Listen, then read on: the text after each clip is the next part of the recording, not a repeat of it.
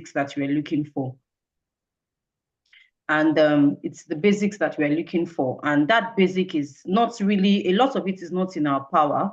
The nurses and the doctors, maybe people are just asking for basic amenities and the power supply, good roads, good water supply, good health systems. So those are some of the things that people, whether the nurses and the skilled employees are looking for. So that's what I think the challenge is, and it's a cause for concern. We should be worried about our skill transfer. The fact that people that are trained here are all going out of the country, and then the country would be left without a lot of skilled workers. That's the concern. So it's a huge concern for everyone. Thank you, Mrs. Temitope. Dr. Kazim, what's your take on the whole Jabat syndrome thing? What do you have to say? Yeah, thank you so much for having me once again, and it's great to be here. As the word says, Chapa, for those that understand Yoruba, we know that this is from the Yoruba language, and it simply means to run or to flee or to escape. It can mean any of this. And you can only attempt to flee or escape from a place of danger or bondage or the likes to a place of safety and freedom.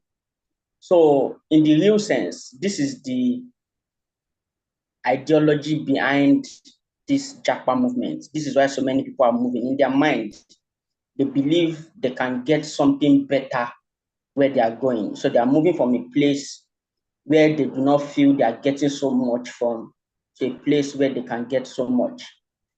And so that's just like a slang or a general word or a popular word that's used. But we all know that what is really happening is actually brain drain. And it's actually very worrisome and it's definitely problematic because brain drain is the loss of skilled workers, skilled professionals, educated individuals to other countries. And we all know the implication of this on our economic indices, on our health indices, and other parameters that are important in our socioeconomic development. So it's definitely worrisome, and it's getting worse. It's getting really, really worse, especially in the health sector. I'm still a doctor in Nigeria, and I have a first-hand experience of how bad it has affected the health sector. So in a hospital where you would normally have, in a teaching hospital or a federal medical center, where you would normally have about 200 or 300 resident doctors, we are now having half of that or even less. So that means, and we are having the same number of patients or even more number of patients to attend to. So the waiting time is more. People don't get to see the doctors early, or some never even get the opportunity to see the doctors. And then they now have to seek other alternatives, quacks, traditional bed attendants, traditional bone setters. And then we all know the implication of all of this.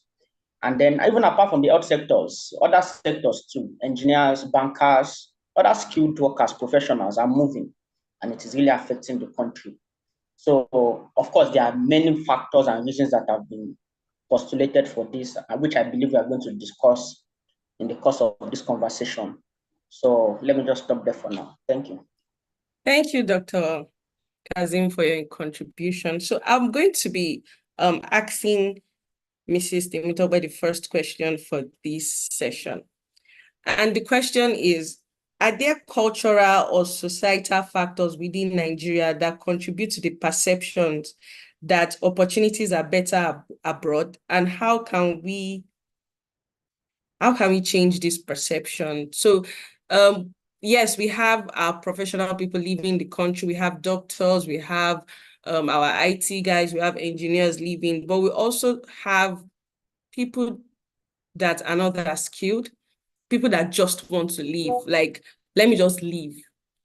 There's a better opportunity that when I get there, I'm just going to get something done. So is it all about the the issues we have in Nigeria, or there is this cultural perception that we have that if you are outside the country, especially in a Western country, that it is better than Nigeria.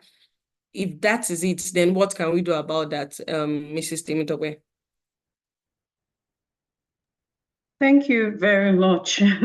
It's when we talk about culture, it's rooted in us. It's not something that that started when people see people wearing winter jackets, they just think, oh, they are better off. So it's when you see a picture of somebody in a winter coat and all that, you think they are better off, and it's rooted in how we, and that's why even indigenous businesses, entrepreneurs in Nigeria, they are beginning to, we need to change the narrative. And I think this kind of platform is one of the ways where we are trying to change the narrative that it's not always the truth. The fact that something is different from what you know does not mean it's better. It's different, it's not always better, it's just different. And I've worked with people who have lived abroad, whether Nigerians who lived abroad extensively but are back home, or even expatriates. And it's typical of what they say, that what you have, you don't value it, or it's the others, people, so typical of anyone or anywhere where people don't value what they have and they think, oh, what another person has is better. Of course, there are a few issues around there. For example, currency. The currency situation would always make you think it's better. Because of course, maybe a dollar today is almost 2,000. That will already give you the impression that, oh, that means if I'm earning in dollars makes me better off. But the truth of the matter is that it's only better off if you are in Nigeria.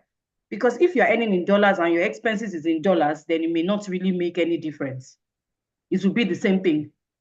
Because the average Nigerian is converting, oh, I'm earning in dollars, but my expenses are in Nigeria. That's why we think it's better. But when your expenses are in the same currency, then you will know that it's not trying to be, like I mentioned, the basic amenities that make, because really when Dr. Kazim was explaining the fact that people are fleeing, and the concept of fleeing, and that's the concept of Japa, is fleeing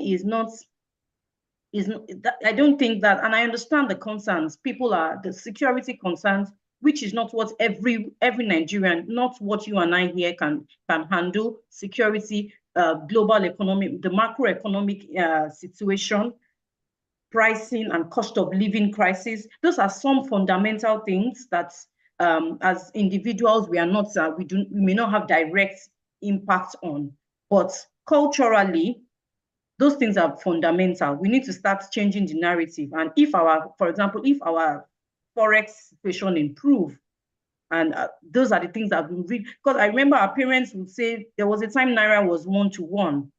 In their own days, Naira was 1-to-1. So it wasn't fantastic. They would go abroad to just explore a white man's land and come back home because they didn't see them as better than us. They were not really, and that's the truth. For me, I think for the Forex issue is really where some of these impressions and culture things really start from. If a dollar that somebody can use to buy biscuits here is up to 2,000 Naira in another person's land, and that 2,000 means like a whole meal for someone else, that's where we get some of the impression. But generally, that's one way we can change the culture. But the truth is also, and I know a lot of corporates are beginning to change it. Now people are not wearing suits anymore to work. People are appreciating our Jonathan. You can, what do they call that, buba and shokoto? Mm-hmm. Corporates, people are beginning to wear it to work. Even MDs are now wearing that to work, to say, no, this is my own attire. This is where, and this doesn't make me, wearing a tie sometimes is okay, but it doesn't make the white man's tie better than when I wear my own buba and shokoto to a corporate meeting. So those are some of the things that we need to change the narrative about who we are. And in our previous conversation, Dr. Kazim had said we are very good. We are excellent in ourselves. God has blessed us, but it's just that perception that, oh, maybe somewhere else is better. It's not really so, and some of these things can help us to change the perception. Thank you.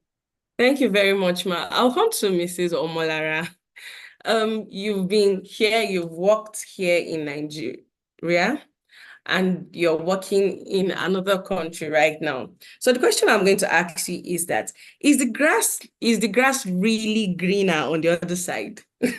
Or are these just misconceptions about opportunities abroad? Is it really greener on that other side? I like this question because there was actually a time I made a post on my Instagram and I was like, the grass isn't really greener on the other side. It's just that they've put structures in place that makes things really work out for them.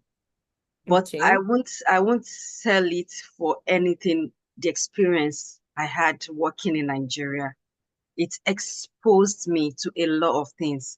Though, yeah, where I'm working right now, it's more like, okay, I used to work in a teaching hospital back in Nigeria. And then when I moved out, I'm working like in a general hospital. So there is a big shift. So even most of the skills I've garnered when I was in Nigeria, I'm beginning to lose some of them working in like a lesser space than where I was working in Nigeria. You understand what I'm saying? But seriously, what is happening here? Just like Mrs. Temi said, it's just because people are so focused on the exchange rate. Oh, if I carry my 1,000 euros and change it to Naira, man, I'm a millionaire. But compare the price of things right now, for instance, even to get rent, to buy food stuff. I think a bag of rice in Nigeria is currently like 70,000 Naira, you know? By the time you even exchange this money and you buy things in Nigeria currently, the prices of things have skyrocketed. And then if you bring that amount to this place we are in, oh, you are earning in euros, for instance. Oh, your monthly take home is about 3,000 euros. Oh, you are a big girl. Okay, how much is that 3,000 euros doing for me in this country? Let me start with. How much am I paying for rent just to get a decent accommodation? If you really want to compare your life back in Nigeria to what we are living here, my sister, I'm not lying to you. See, it's almost like sometimes you kind of downgrade a bit when you move out, because if you are living like a king back home, when you come here, trust me, you will downgrade a bit. You can't cope. Just to get a decent accommodation, you know how much you pay. Back home, you have people that like maybe wash your car for you. You have a cheap laundry you could take your clothes to. You have a crèche that you could put your children, they could go to after school, and you even have the support of people around you. Those things here, if you start paying, you can't pay for those kind of laundry service that we have back home, that they would like wash your clothes, iron it, and package it back for you in the bags. No way. You take your clothes to the laundry and wash it yourself. And you pay. You pay for electricity. Your electric bill it's even crazy on its own, because the weather, it's not even what we are used to. So we're coming from a very warm climate and you're coming to a place that is very cold. The cold alone is even enough to drive some people insane. So sometimes just to stay a bit sane, you want to stay in a warm place so that your system will still be, And if you want to do that, your electricity bill is going up. You have to cook at some particular time of the day, because if you cook during that time, you are burning more. See, it's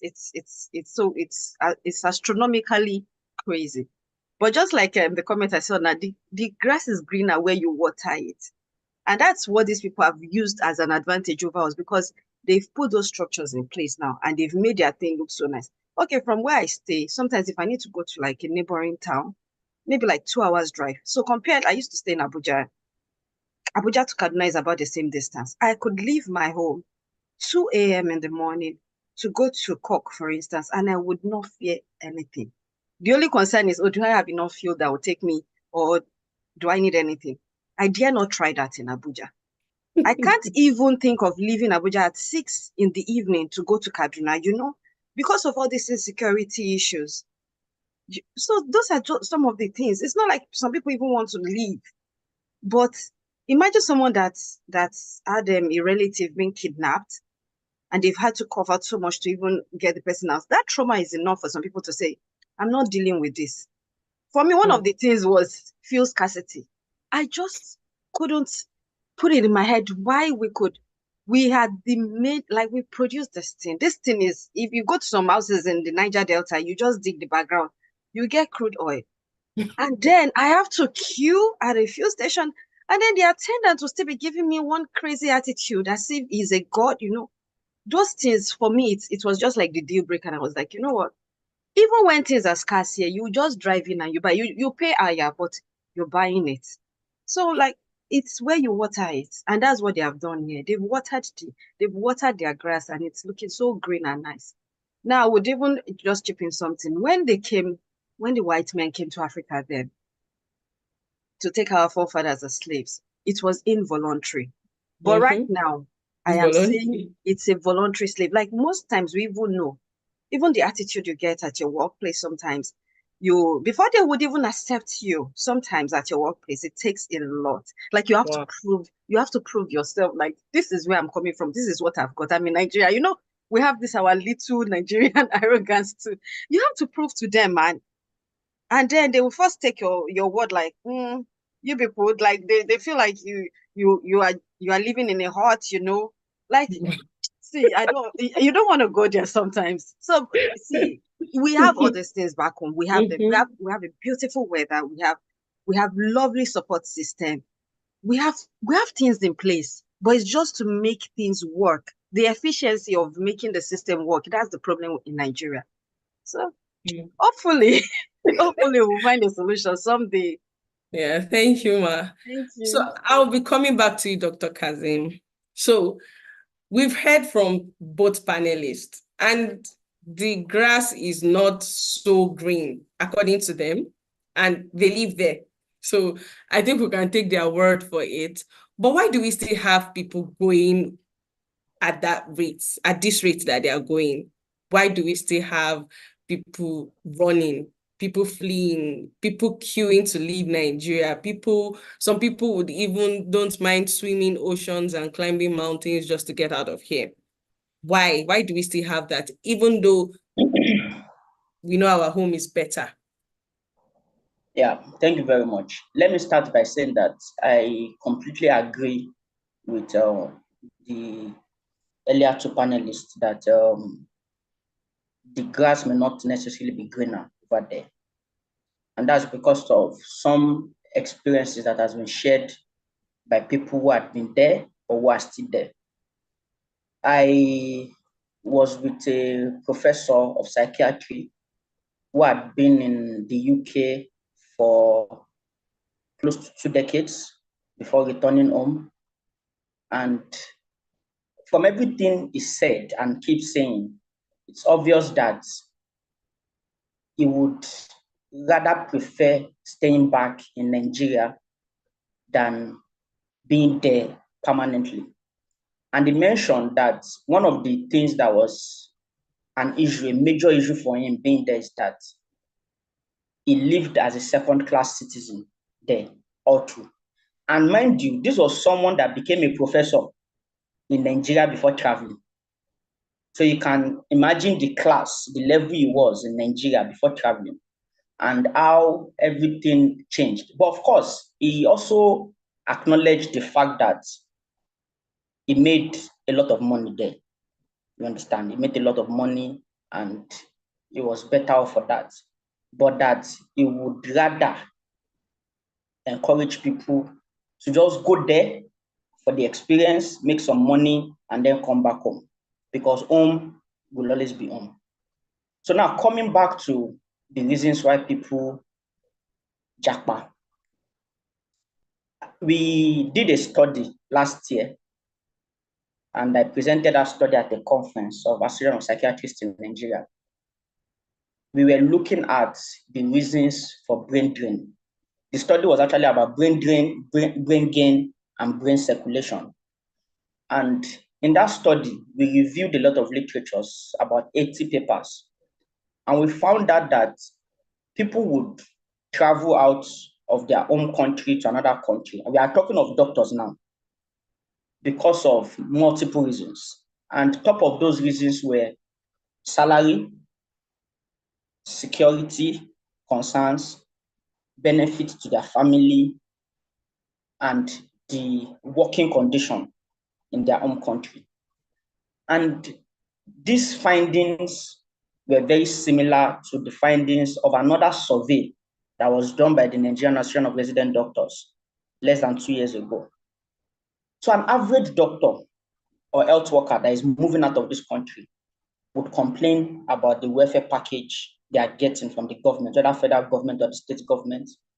They will complain about the working condition, the accessibility and availability of standard working equipment and facilities. They will complain about the fact that they do not feel secure in their own country and all of these things. And then more recently, people are even now more afraid of the fact that what does the future hold for our children? Would I rather not live in a country where I know my children will get the best of education, get the best of a healthcare package, health insurance, and all of that? You know, I was mentioning to you how it has even become difficult for doctors and health workers to access proper health care when they have serious health challenges, where we have to even now crowdfund the treatment of doctors to manage conditions that would cost as little as 2 million, 2.5 million, and they can't afford these things. So these are some of the reasons people are leaving the country. So I agree that there is a lot of problem with mindset, the cultural perception, but even beyond these things, there are actually problems. There are real issues that are facing us that will keep making the brain drain worse unless these issues are addressed beyond the mindset and the cultural perception. We need to start tasking the government to look at these issues. Now, I will tell you what brought about that study that we did. Last year, there was one of the senators that came up with a bill to bond doctors for 5 years after leaving school. And according to him, that bill was supposed to make doctors stay in the country and not japa. So we were looking at the fact that, is this really the solution to the problem? Can you solve a problem that you are not really addressing what the problems are or not identifying what the problems are? So that was what brought about that study. And we were able to identify that these are the issues. So you bonding those people is not going to solve the problem. Because you are not keeping, that means even those that are beyond 5 years will leave. There was a professor of pediatrics that was very popular. It was very popular on the internet. This was a professor that is an examiner in the postgraduate colleges, a top examiner. He left the country for US to go and start training all over again. So you see that the problem is beyond just trying to bond people or talking about cultural perception and all that. This is someone that is well-traveled. He has traveled around the country, around the world to deliver presentations at conferences and all of that. So it is definitely not the fact that he doesn't understand what he's doing. He knows the fact that he feels he's going to be a better pediatrician in that country than what he is now in Nigeria. So these are some of the things that we really need to address if we really want to solve this problem of brain drain. Thank you very much. Okay. Thank you, Dr. Kazim. I'm going to, wow. I'm going to come back to Mrs. Temitope. And I'm going to start from where Dr. Kazim ended the conversation, his point right now, where he said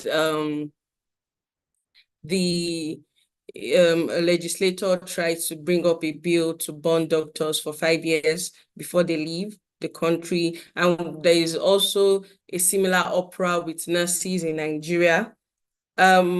You are into HR, you're a HR professional. So is it is trying to make living more difficult for people? Is it the solution to having people leave the country? Do people have the right to practice their profession wherever they want to practice it, as far as they are going through the legal route? Are we supposed to put in measures to make it difficult for them? Are we supposed to begin to look for ways to like cage them in? Is that what we're supposed to do? Are we supposed to force people to stay?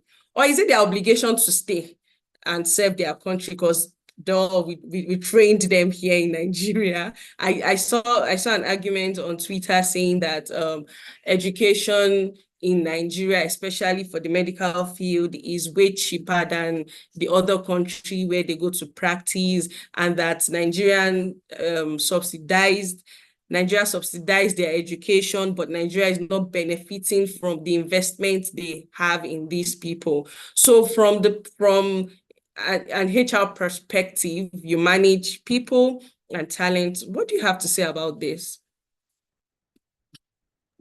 Thank you very much, and well said, Dr. Kazim. It's concerning bonding. Bonding is a bit even regarding the labor law. I do not think it is. We are really obliged. We can bond people. As part of their training is like their education. So if they've paid and we've done the right things, the government has done what it should do, the students have done what they should do, and they are now qualified doctors. It's a different thing if as a nation we say we don't want to train people in the medical school anymore. So as long as, but I do not think that is not the solution. And I understand that for the medical field, it's a bit intense and it has direct impact. But the truth is, doctors have always traveled. And like you said, if we look at the top 3 or top 5 issues that are causing these people to migrate, and as a nation, we prioritize solving 2 or 3 of it, I think because the truth of the matter is that people are vast, people understand, people are now with the internet and everything, everybody knows the dynamics of everything. Nothing is hidden. Imagine a professor of pediatrics going to start all over again. I'm sure it's frustrating for him. He's not having fun doing that. But maybe his family member was recently kidnapped, like you said. And the man was like, he's going to damn all the consequences or whatever he had gained or the experience is going to, because the truth is that it's not even easy for people like that to start all over again. It's not just the financial gain, the trauma. I know what Black doctors here go through. And it's apart from the fact that they have to study to start their exam again. God bless us. We are very brilliant people. Nigerians are very smart. So they can even weather the storm of but even the discrimination, it's not easy. But the truth is that what is said is we need to start discussing, and we hope that our conversations get to people who can make the right decisions. It's not about us talking, and it's about action. What are we going to do? And in our own way, our legislators, our executive arm of government, we should start thinking, what can we do to improve the life? You mentioned conditions of work, working conditions. That's relatively, is not global. If you want to improve working conditions, what do we need to do to improve working conditions? Then let's do it. It's not a security, do you understand? We're not talking Forex. It's not macro. So if we want to improve working conditions, we can improve. And in HR, that's one of the things we say. We don't want our people to leave. What can we do differently for people who do not want to leave? Like I put in the chat, migration can be just for the experience. It can just be for the experience. And even in my own family, I know retired professors who studied abroad and are back home. And the truth is just for the experience and maybe the money. And then they are back home. Because there's no place like home, like you mentioned. There's nowhere. There are lots of ways where we are better off. That's the truth. We have a lot of things going for us as well. And recently I've come to see life as a head or tail coin. It's a two-side. Everything has a two-side. So whether it's the Western world or even at home, so everything has a two-side. And so we cannot continue to look at just what is good about us, good about the Western world, and what is bad about us. So we need to say what is also good about us and what is bad about the Western world as well. So in terms of, it is not, I don't think it's legal to bond the doctors. And as government, we need to start looking at top 3 things we can do, especially working conditions for our health professionals. We need them. And I think that's a low-hanging fruit that we can work on. Top three things we can do. Top three Yes. things we can do. So I'm going to. For example, one is working. I can't remember everything based on the survey, because I'm looking at the research, and because I like facts and figures. I recently saw the graph, also the migration graph of doctors, the one published by the National Association of Resident Doctors. I was looking at it and I'm like, so what are the top 3 issues? And let's So look I was for the going low to hanging pose fruit. that question to Mrs. Omolara. Okay. Since it's Thank a you. field. Thank you, ma. Mrs. Omolara, top 3 things that if you had, you wouldn't have left. Top 3 things. Security, number one. It's a Wow. major for me, yeah. And it's even becoming so alarming these days, because then you think, okay, it's when you travel, when you hit the road, that's when you might come in contact with the bandits and everything. But now they come into the towns, they come into the cities. There's no boundary again. So security is one top issue. Welfare, it's a big thing. What is my pay? What are the other additional things I'm getting? Are you giving me free health care for myself and for my family? Am I getting my paid hours? Or are you using me just to cover the shift, but you're not paying me extra for the extra shift I'm working? Because those are some of the things when we go out, we now say, oh, so I've just been doing free service for these people, and not been properly, what do you call it? Properly compensated, So good welfare for workers. And then all these basic social amenities, electricity, water supply, it's good roads, for God's sakes. Like, these are things that, if some of these things can just be taken care of, just these 3 things, for instance, just take care of them, you would see how most people that are actually living in the country right now, it's mostly because of the security issues, poor welfare, and the rest. And then the pay. Who does not want? Who would say no to more money, man? We all want more money. Responsibilities are creeping up on us. So if we get more remuneration, doctors being paid what they are supposed to earn, nurses being paid what they see. Like, these people, they so much bridge the gap between the rich and the poor that you hardly even see someone being rich and someone being poor. A professional hairdresser could be earning the same as a nurse, or even a doctor earning almost the same, even like professors in school. Do you know how much they pay lecturers in Nigeria? It's absurd. You don't even want to hear it. Or the money they pay teachers. Teachers are one of the best paid out here.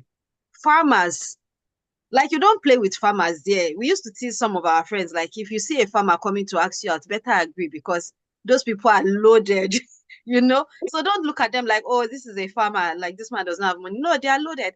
So they've so bridged that gap between professionals and I don't want to say unprofessional, but let me say, like, skilled laborer. Like, they've so bridged the gap that you don't even feel it so much. So there's nobody feeling like, oh, this person is richer than me, so I have to go out to hunt them to get their money, because that's what's even happening right now in the country. People need money, and then now the next target is, oh, this one has money. I would kidnap his child or something to get. So if they can provide, like, even like good jobs for some of these youths, give them jobs, pay them well, bridge that gap between the rich and the poor, give us good security, good basic amenities, and welfare and rest. I think so. For me, the top 3: security, staff welfare, and then provision of basic amenities. Those are the top 3 things for me. Thank you very much, Dr. Kazim. I'm back to your table. So, Dr. Kazim, so you're still here. You're still here despite everything that, we've said is wrong with the country. So let's talk about what is good about the country. You're here, you're practicing here, right? What are the things you've enjoyed? What are the things that have encouraged you to stay? And how can you encourage people around you in your community, in your industry, to stay, be here rather than leave? Because we all hope, right, that it's going to get better. That's the hope. So What do you have to say about that? You're here. What are you enjoying? It's not all bad in Nigeria, Abi. I don't think so. It's not all that bad. So what have you enjoyed here? And how can we encourage people to, let's stay and fix our home? Let's work together. Is it all about the government? Do we as individuals, professionals have input for this to be better for us all? Well, this is a very difficult question, really, because it has become increasingly difficult to convince Nigerians to stay back, to convince healthcare professionals to stay back. And I must confess that even myself, I am finding it more difficult to convince myself. Wow. To stay, Wow. because all the indices are not just looking good. Now, as I mentioned earlier, the government seem to be very close and narrow-minded, and they are not looking at what the problems are. And because of that, it's actually making the situation worse. So, for example, we have very depleted number of doctors and nurses in the country right now. And nobody is really saying or doing anything tangible to make the working conditions of those that are present even better. So now I'll give you an example. Sometime last year, a salary increase was approved for both doctors and other healthcare workers. Can you believe that till we talk now, as we are talking right now, that's over 8 months after, that has still not been implemented? Wow. That's one. Two is the fact that because of the increasing number of people leaving the system, there had been agitation to allow for seamless replacement of those that are leaving. And the Nigerian Association of Resident Doctors have been on this for almost 2 years now, trying to get the government to approve a process that will make the replacement of those leaving seamless. And it was only this January that we got a very vague document from the government saying that they've approved it. It's so vague that it cannot be implemented. And only God knows the number of months we would have to wait for this document to be clarified. So the truth is, and now we have all mentioned it, the forex is getting worse, security issues are getting. Now, let me tell you, a resident doctor in Kaduna was kidnapped in the hospital. He lives in the hospital, and she was kidnapped from the hospital.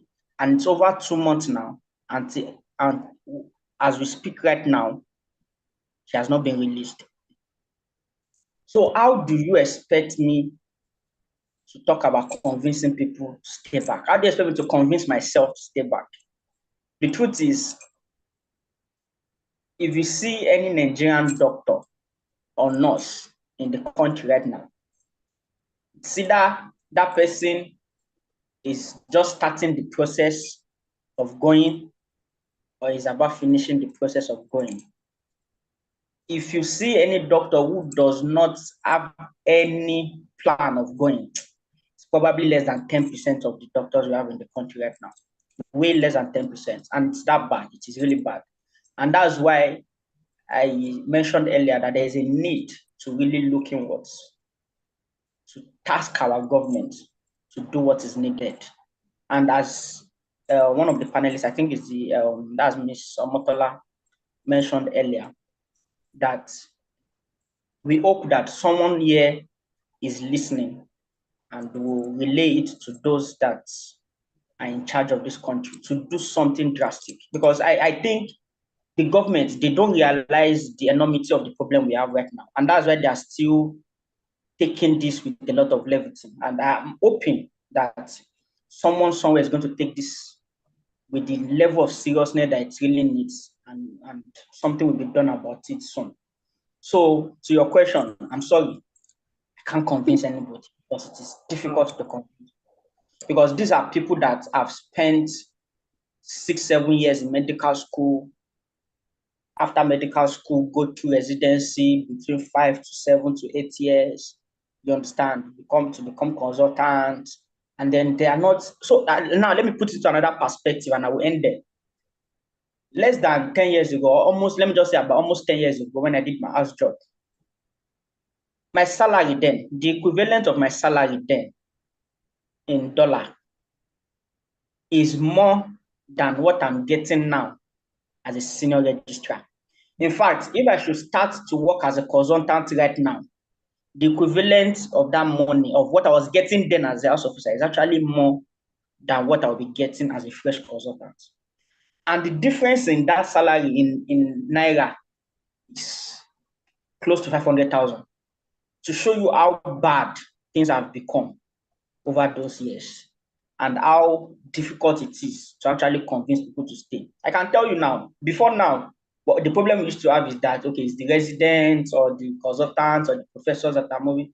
What we're having now is that people are finishing or almost completing the process of leaving the country by the time they're in their final year of medical school or doing their house job. Some are not even waiting to do NYSC before they leave the country. It is that bad. So I'm sorry, it's difficult to convince anyone. Thank you. If you're just joining us, we're talking about the Japa syndrome. And we're thinking of what we want to achieve from this conversation is, can we come up with strategies to retain our talent locally? So if you have any question, please drop them on the chat box and we'll come back to them. Thank you for joining us. So I'm coming back to you, Mrs. Temi Tokwe. So I want us to move a little bit away from the medical field to every other field. Yes, we have our skilled people leaving the country here, but we also have people just leaving for living's sake. Some people just want to leave, and when they get there, they figure it out. Not that they have a talent that is needed, that they could easily get employed over there. We have people leaving to go do menial jobs abroad. People getting there and getting stranded, people getting there and becoming dependent. There are a lot of stories about people in the diaspora. What do you have to say about, instead of looking for a way to leave the country, educate yourself, the role of education, the role of skill development?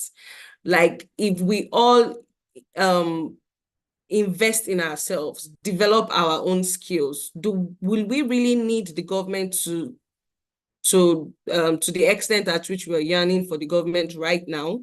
Do we need to look inward? Do we need to develop ourselves as individuals, as communities in Nigeria? Is that something that we should look into, that's taking our attention away from the medical guys? Thank you very much once again. So I would like to start from where we start to talk about menial jobs, and this still goes back to, I like to connect the dots. One of it is our culture. One of it is who we are as a people. When one of the panelists initially mentioned we need to bridge the gap between the poor and the rich, and I put a question in the thoughts in the chat box. Do we as Nigerians, do we want it bridged? No, we are not ready. We're a status-driven people.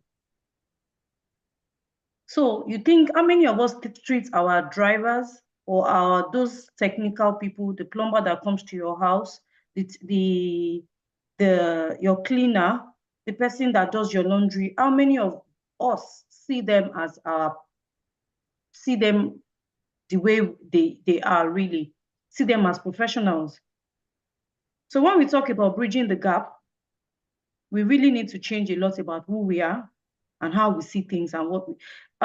Interestingly, earlier in the week, I was speaking with a colleague who is in Nigeria, an HR professional, and we started talking about Nigeria. If you go on social media, and this person, I was telling her, how these people, there's a lot of party, there's a lot of money in Nigeria. And she said to me, that she was tired. That there's no how, even in the organization, she works in a multinational, that there is no how you can convince management that there's no money in that country. There's money. People are living large. And we are saying we want to, there's no gap to be, we like that gap the way it is. We want to show. We are showing people. And she said to me, the 2004 model, that was in Nigeria in September. And we were joking that Rishi Sunak, Prime Minister of the UK, does not have data. Some cars that you see on Nigerian roads, the government, they don't have it. So there are some fundamentals about who we are that until we change it, we cannot even be talking development. We are a status-driven showing people. Then we come here and say, oh, like Mrs. Omolara mentioned, there's no difference between your child's teacher is any more than you, if depending on your profession. But is that the same? Because we are the biggest cars are in Nigeria, the biggest, it's not bad, but that is about who we are. There are some fundamentals that we need to change as a country if we want to develop. Now, going back to people coming abroad to do menial jobs. We said the grass is greener where you water it.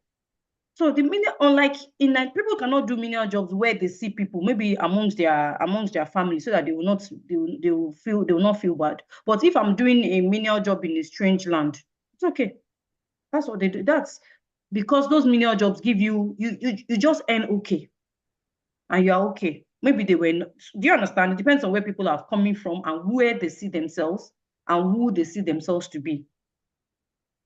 So looking at just the medical profession and some other professionals, they are very skilled people that are earning big money and doing okay. But if you do not have the skills, you do not have the skills, and you do not want to develop yourself, and you are stuck with menial job, you do just okay.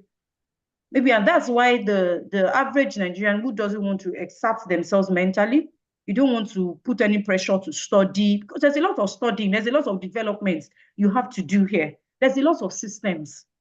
Even as a receptionist, your tech skills must be top notch, because there's a lot of IT systems that you need. So your ability to develop yourself is very important, and to grow. But if you don't want to do that, maybe the menial jobs here are a bit well compensated. I was looking at getting a childminder recently, and I'm like, when I looked at the cost, and everything is hourly rates, I was going to be paying about £50 for childminder for 3 hours. So, so I had to do my maths again. I had to do my maths. If I just to come and look, and I don't have a baby, they are not babies, it's just somebody to stay in the house. I have to pay £50 for 3 hours. So that is some level. So it's important that as individuals or as a country, we need to start looking at skill development. And one of the things I'm learning, I'm also in the education industry here as well. I've moved into education. I see the system. One of it is apprenticeship. We used to do a lot of interns in Nigeria, but I don't think we are not putting a lot of focus in there as a country. Internship is one big deal. Internship and apprenticeship is one big thing in the Western world that makes them different from us. So it's not about everybody. So the doctors will go to medical school, but all the other people, can they be doing instead of every 6 months or 9 months that we spend in school, the remaining 3 months? So before you finish, for example, would you have gained, everybody before you finish your uni should have at least minimum 2 years work experience. I know some courses do it, the engineering, they do CWES and all that, but how do we do those kind of things? How do we do it? We need to put some thought process into how those kind of things are done. Apprenticeship is a big deal in the Western world, and those people, by the time they finish, a plumber here is sometimes they earn more than doctors. A plumber, electrician, because it's something that they start to do very early in their career. So as long as you want to go in that route, my friend, they do a lot of apprenticeship, that they've gathered the skill, they are developing themselves. and they are working, they are schooling. But if I may come in, we also have skilled laborers in Nigeria, for instance. We have skilled people doing plumbing, doing mechanic, doing carpentry, building work, but they don't earn that much. So is that a government problem or a we problem? Is it that we don't and that was why I said so much value yes, to that's why ourselves? I talked about that was why I talked about the bridging the gap thing. Okay. That was why I referred to it initially. Until we as a people start to see those people, start to see, of course, there are corporate mechanics. I know one of my bosses that had a Mercedes. There is a woman that has a Mercedes yard on the island. She's not a beg roadside mechanical. She's a woman and she's a mechanic. So until we start to see things differently and we start to act in that way, and we need to upgrade in terms of not just the people, for some of these people too, the technician, the mechanic, but they didn't go to school, they can't even speak correct English. So it's not about they have to speak English. But we need to, when she talked about bridging that gap, we are too status driven. Everything is about, we need to show that we are bigger than the mechanic, and bigger than my electrician, and bigger than my plumber. No. Until that whole thing, it's an industry, it's a skill that they have. And we need to pay them and remunerate them and compensate them adequately and make it attractive for our children to go and learn. Do you understand? To make it attractive, that if you learn plumbing, if you learn, it's not a roadside thing. They are very rich. You have a small toilet problem in the UK. Ask Mrs. Omolara, you pay with all your monthly salary. Is what the plumber will come and say he wants to collect to do something for 1 hour. And you will pay gladly. You not pay gladly, you will play grumbling because that's if you cannot do it, or else you will go to YouTube and go and be learning how to change so your tap. I'm going to move on this same thought. I'm going to move to Mrs. Omolara. Mrs. Omolara, you are also over there, and there is something happening in Nigeria right now that is sad. I would use the word sad. People, I think it's child labor, having a 10-year, 12-year, 8-year-old child as your house help, and then maltreating them, treating them like slaves, treating them as if they are not human beings. Whereas outside, like where you are, Mrs. Temitope just spoke about getting a caregiver. To even get somebody that is not a child to do that same job that somebody is doing for you here in Nigeria, you're going to pay heavily. But here we don't attach so much value to that, to having somebody babysit for you, take care of your home for you, cook for you. And I don't think it's a government thing, because I just want to merge a lot of questions into one now. When we're talking about this, so we know that, okay, with medical professionals, with other professionals, and most of these people, especially the medical people, work for the government. However, there are other fields that you don't work for the government, you work for a fellow Nigerian, but people are not treated well at all. At all. What can we learn from the other people? What is different? What do they do differently that somebody can be a babysitter and it is dignified? Somebody can be a homekeeper and it's dignified. Somebody can be your gardener and he's not treated like trash, right? Yep. So what are the people doing differently? What is the government doing differently? Exactly. And you would not want to leave. I don't think you would want to. I don't know if you don't. So what is happening there that is different from what is happening here? What can we learn from them? If I would say something, it's the value to life, the value they've placed on life. That's the first thing. There is no small citizen or big citizen here. Everybody, there's value for human life. And then the government goes ahead to pay them what they call the socials or the welfare package, So you could decide to be at home and be on a job seeker allowance, and the government gives you like at least 200, let me say, for instance, 200 euros a week.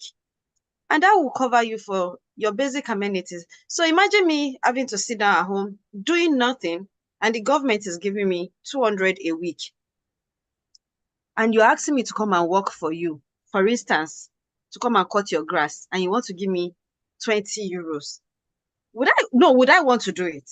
No, because I'd rather just sit at home, and I know my 200 euros is sure because the government would pay me. So the government has really placed value on life, that they've sorted these people out. So when you know that you can even get something from the government, for instance, you can't just call anybody and they will just tell you, no, I'm not doing it. The pride that these people have, it's even you're almost begging them with your money self sometimes. Like you're calling an electrician, oh, my light went off, something. Just that call out fee. Some of them will charge you like 50 just to come out to your house. They've not diagnosed the problem, they've not seen anything. They will just for them to come. And if you don't want to pay it, you are the one that will stay in the darkness. And if he choose not to come out to work for that week, if he's on the welfare, he's going to get paid by the government at the end of the week. So their government has put in a system that everybody feel valued. The least you could pay, even so, they have like job rota for like even younger children, where you could do like little jobs during summer to just for work experience, like Mrs. Temi said earlier. And that's why you see even like an 18-year-old telling you they have like 2 years job experience and everything. Whereas some of us, it's until we finish university in Nigeria, that's when we start gaining work experience, you know. And those children, they already know the value they get from those jobs they even do. The least you can pay them is the minimum wage. And the minimum wage is cut across everywhere. So even if you are getting like somebody to come wash your clothes for you, the least you can pay that person is the minimum wage. And the system is in place. They have the labor law and everything. So the government, what I feel the government could do on our part is place much better value on human life, put in welfares in place for people where they could at least get something little to keep them going until they get proper job. And another thing that might be a disadvantage for us is our population. We are so much, and it's really, really hard to keep up with the number of people. Even during the census, I'm not sure they were even still able to get the total number of Nigerians to start with. So for them to even start a welfare process, to know who needs to collect this money and who does not need to collect the money, it's going to be a very tedious thing. If they want to do it, I believe they will be able to do it. But that is one of the things that would be our disadvantage as a nation because of our population. It's going to be so hard for them to do this. And that is one other reason why we could use people anyhow. For instance, you are calling somebody to come and cut your grass and it's charging you so much in Nigeria currency now. The next thing is to look for another alternative. And because we are many, somebody else is even waiting to take that job instantly. So there is no monopoly. So the one you even get, you just take it instantly because you know like 2 or 3 other people are already waiting. But here, they know their rights. They know what they can earn. They know the value they have. So it's really hard for you to even want to cheat or to beat around the bush. And unfortunately, sometimes it's the people that come in as illegal immigrants that end up getting some of them. They do some of these things at the background, but some of this illegal because they know, because the person does not have a legal standing in the country, they will just use those conning methods to make them work and use them. Thank you very much. So I'm going to throw this question open, and I think I'm going to start with Dr. Kazim. So is it all about the government? Is it government, Nigeria? Do we have a role to play in this? Is this a situation that is beyond repair? What can we do as individuals, as a community for Nigeria and for Nigerians, both those in Nigeria and the diaspora? Dr. Kazim. Yeah, thank you very much once again. As much as in my conversation so far, I seem to have put a lot of the blame on the government. I'm sure I realize that. However, I agree that it's definitely not all about the government. We have roles to play as citizens, as individuals, And it starts from our mindsets, our perception, and the kind of image we have about our country. Because one of the things that has even made things this bad is because of some of the things we have done as individuals, or some of the things that people are doing as individuals. So, for example, a lot has been said about how even us as citizens are not making it easy to bridge the gap between the poor and the rich.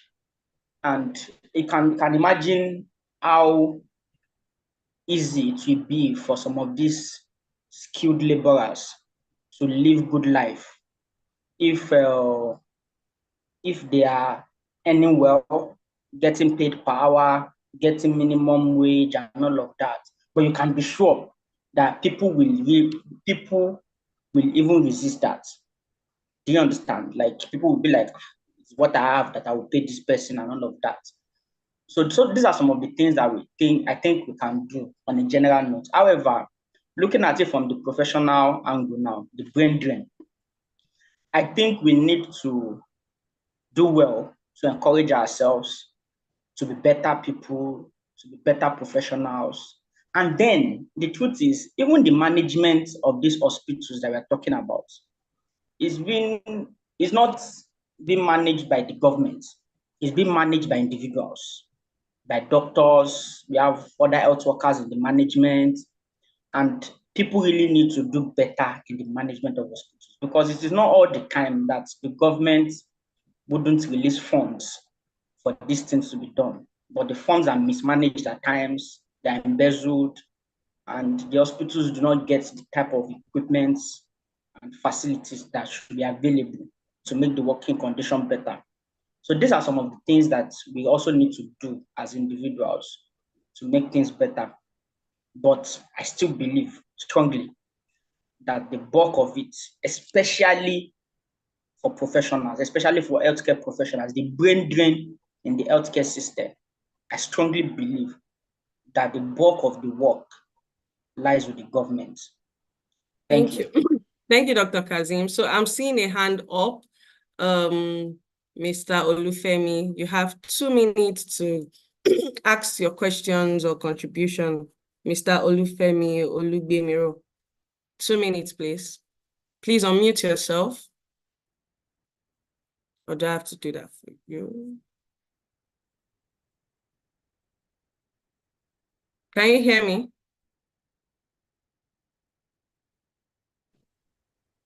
Yes, I can hear you. 2 minutes, please, sir. Yes, and I'll make it as short as possible. I think that there are several layers to this conversation. Okay. Nobody gives you dignity of labor. You earn it. Okay. Okay. My babysitter here, I'm paying a premium because of the service she's offering. Okay. So the dignity that comes with earning whatever she earns is basically because of the premium that she's placed on that service. If you offer me a free babysitter, I will take that option. All right. So when you send your daughter to me from the village to Jos or to Abuja or to Lagos and say, help me with this child, there's no premium being offered here. And so you can treat that child, that individual as you like, because it's free service. You're eating my food, you're staying in my house. You know, and that it becomes a challenge. So there's a cultural shift here. There's not government per se but there needs to be a cultural shift. Okay. A few years ago, yes, your plumber could hold you to ransom here. YouTube has liberated many of us. Okay. So the thing I would have paid $200 for, I can go on YouTube and in 5 minutes fix that problem. And so now the plumber now knows that his premium has changed. His value is altering now in the community. So you're saying that as a skilled laborer also, the responsibility is on you to package your skills and place good premium on it before bringing it out to people. Precisely. On the government end, of course, there needs to be the political will to do things.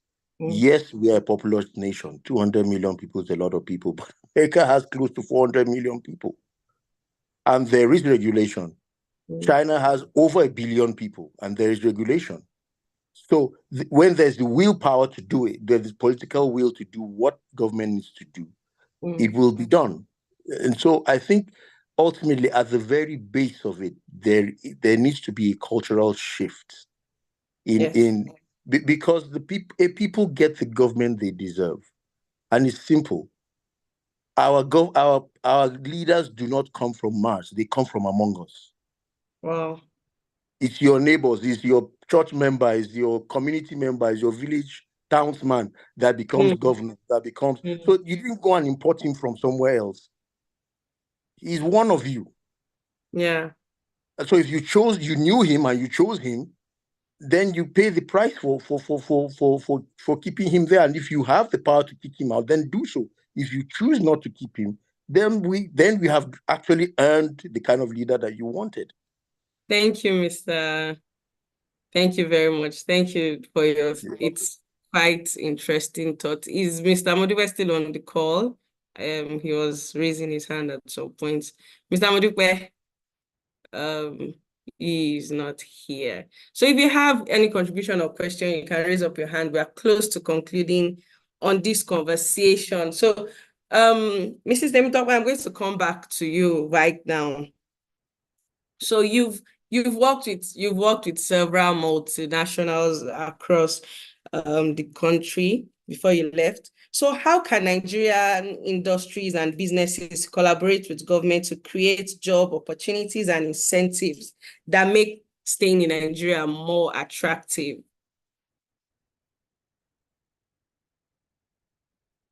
Mrs. Temitope. I'm here. Yeah. Did you hear the question? Yes, I did. Like Dr. Kazim said, making the country more attractive is not as easy as we think. So it has to do on the government side. Even for the government to attract investors is a big deal for them. That's a major task that only government can do that. In terms of making sure there are good roads, making sure the electricity is working and security is good. Because even the multinationals that want to bring in skilled labor, expatriates no longer want to come into the country because of security issues. So that's, but when it comes to, like I mentioned, one thing we can do to improve ourselves, and very well said, Mr. Olufemi, about our leaders come from amongst us. And so for me, I'm not one of my cardinal points in life is I look inwards a lot of the time. So when we talk about a problem, the first person I want to question is myself. What can I do? So it's not about looking for who else or someone else to say is responsible, but for us as individuals, what can we do to make a difference? Western world would always be there. They have what is going for them. They have what is bad for them. So, but for us as a nation, what can we do differently? One of it is a lot about our mindset change, our perception, the quality of skills. And imagine giving a child as free, sending your child somewhere. You have not even put a value on the child's life. So that's one way. So you're saying the child doesn't have value. They should do to the child as they want. So then on one hand, we are crying foul that, fine, it's not a justification to maltreat a human life, but it's not, do you understand? So there's a lot to do about who we are. And I'm an advocate of changing from the inside out. We have a lot of things not going good, that we are not doing well as a country. We need to change the way we think. We need to change our priorities. We need to look inside and look towards our values. There's a little an employer can do. So you and I are going to start businesses. So government on one hand, you have your business. Some people own GWPL. So how do they treat their workers? In light of the current economic climate, what are they doing differently? For example, I was discussing with another HR professional in Nigeria, and said, oh, she was discussing with her MD, farm prices are going up again. What can we do? Said, so one of the things I said, one of the things can we reduce how often people have to come to work? If they used to come to work Monday to Friday, can we make it 2 days a week or 3 days a week if they are not essential services? If they are not doctors, they are not pharmacists, they can work at home or something like that. Those are some of the things we need to start to think about, especially in the private sector. Government has a big task of making sure the amenities are there to attract investors, good road, good electricity, good security. That is enough for them to deal with.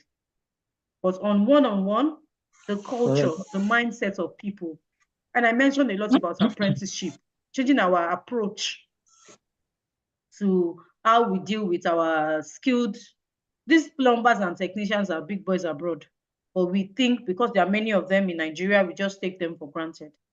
So, and introducing apprenticeship and maybe industrial experience into our, making us skilled, that would, and then putting that value on ourselves, placing that premium. People can learn skills on YouTube now and be more valuable. That's that would be my contribution. Okay. Thank you very much. So on the final note, are there any questions? You can raise your hand if you have any question or contribution to the conversation so far. Do we have anyone on the call? Contributions, questions? You can just raise your hand. Okay, so we're going to be ending the conversation right now. It has been quite interesting. So we're going to call on our panelists to give their final thoughts on everything that has been said. Dr. Kazim, your final thoughts, and really, is there a ray of hope here? Is there something we can hold on to? And what can we do differently? Dr. Kazim. Yeah, thank you very much. So, on a final note, definitely there's a lot we can all do as individuals and as governments to make things better. I am personally someone that believes in the country, and I have great hope for this country, and not renewed hope anyway. I have hope in this country, and I believe that things will get better. But we need the government to have a lot of political will to address the problems and find viable solutions to these problems. We have talked about some of it during the course of this conversation, and I believe these are things that if the government really have the political will to address this problem, these are things that can be addressed easily. And also, I also believe that we need to appreciate our country more and see the good things about our country, because we've heard a lot of stories from those that have traveled abroad, and they share their experience of how nowhere can ever be like home, and if the country was actually better for them to go to a foreign land to become a second-class citizen and all of that. So it is a big one for us. Brain drain has been very massive, and the impact, the negative impact that's had on the health sector and our economy has been very massive. And we are hopeful, we are really hoping that the government would take drastic steps and viable steps to reverse and to make the brain drain become brain gain and make things better for us. Thank you. Thank you, Dr. Kasim. So I'm going to come to Mrs. Omolara, your final thought on the conversation today. Oh, it's been a very enlightening and interesting conversation we've had so far, and thank you so much for having me. My final thoughts. If you need to do IELT exam, if you need to write any professional exam, please write it. Wow. Please. Until they get their things sorted. We are all in this together. No, that's what I'm telling you. This is my own true. I won't sugarcoat it. I'm right here. I won't lie to you. Get your exams done. Come. When things are sorted, we'll go back. Okay. But for now, honestly, if you need to do things, do it and come. But don't just come because, oh, my friends are traveling. Oh, I think I have to go to. No, make sure you have your plans all sorted out so that you don't come and then you become a liability to yourself and even to people back home. So get all your facts correct. Make sure when you come, at least you'll be able to sustain yourself for like the first few years, because it's not like you come and then you start picking money on the road like they make it look. So make sure you have your plans in place. And those that are here to try to be good ambassadors of Nigeria. Nigeria is known to be a country of excellence. All the people that come from this country are actually being looked at with high esteem. So kindly try to maintain that opinion that people have of us. We should be our brother's keeper as well. I know it's really hard because there are some stories you don't want to hear, but try as much as possible. If it's on you, be your brother's keeper. Look out for one another. We shouldn't forget home. Like they say, no place like home. Nigeria for me is still the best place one could ever be. I love Nigeria and I can't wait to see a better Nigeria, truly speaking. So do what you can to still be a good ambassador of Nigeria. If you need to get out of the country, please do everything you can, by all means, but do it the proper way. Get your facts correct, and best wishes to everyone. Thank you. If you need to get out of the country, wow. Yeah. So, Mrs. Temitope, your final thoughts. However, I would like you to also shed a bit of light to the fact that we cannot all leave the country. So what sort of collaborative efforts can be put in place between those in diaspora and Nigeria, to help Nigeria grow? Some sort of mentorship and experience sharing and helping as you give your final notes, Mrs. Temitope.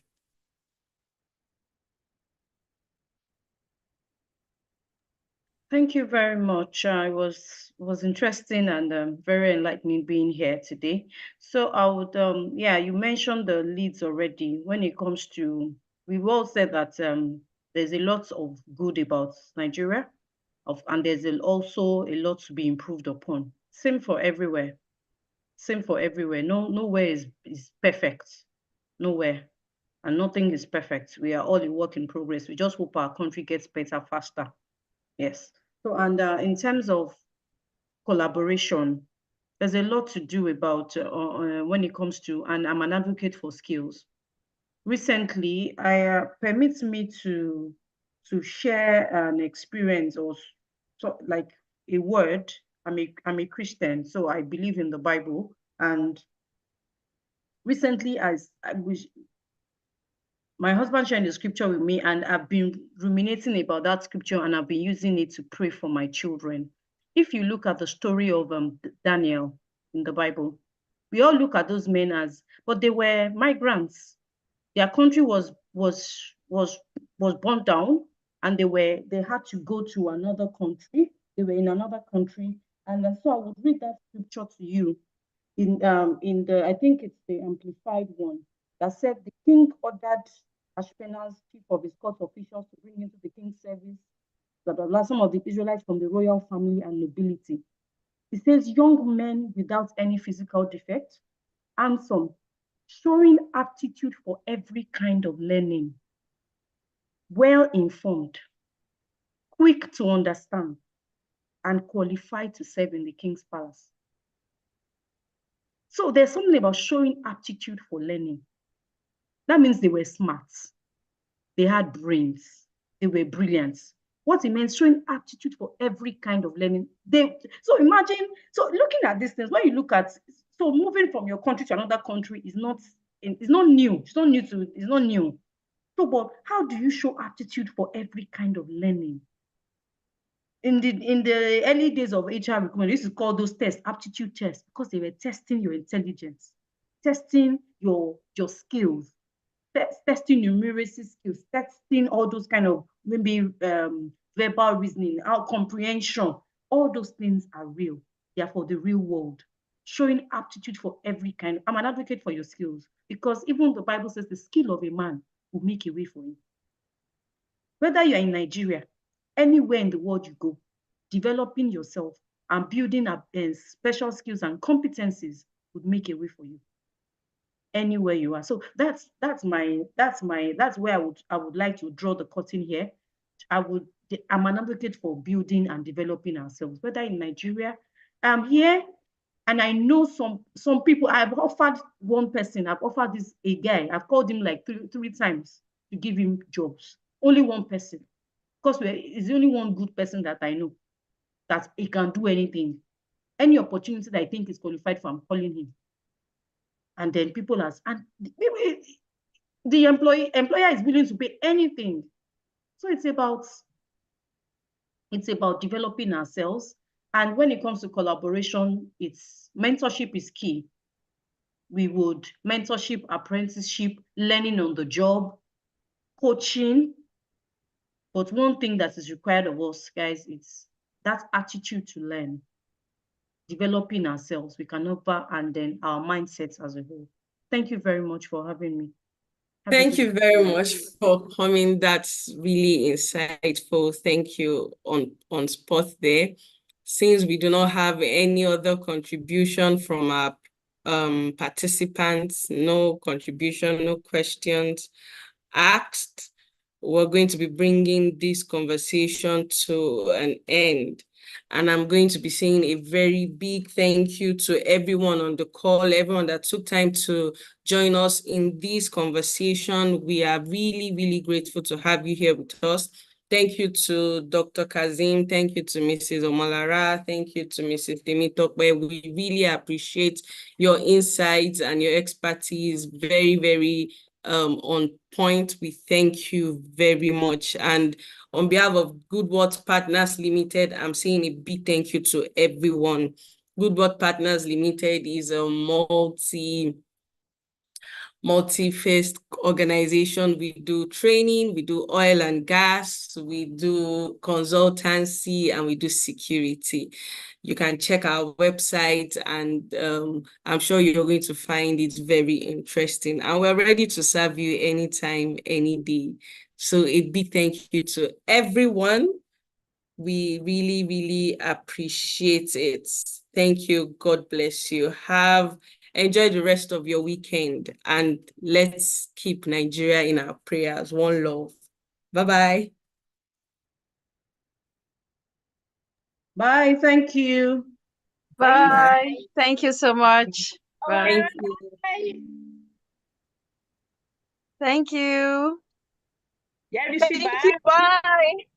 Bye. Mrs. Odo, bye. Bye.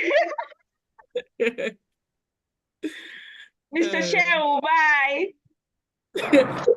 Mrs. O. Mrs. O, bye. Mr. and Mrs. O. Bye.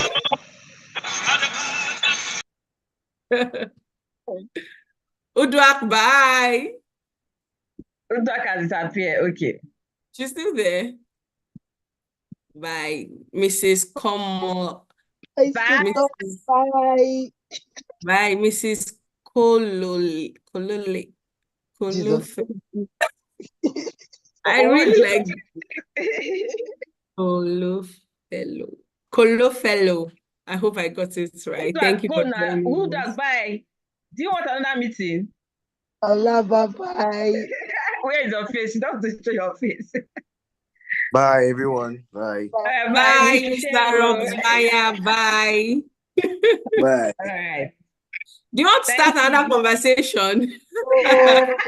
We don't want to leave. Mr. Marcus Bonnet. Bye. Mrs. Kololefo.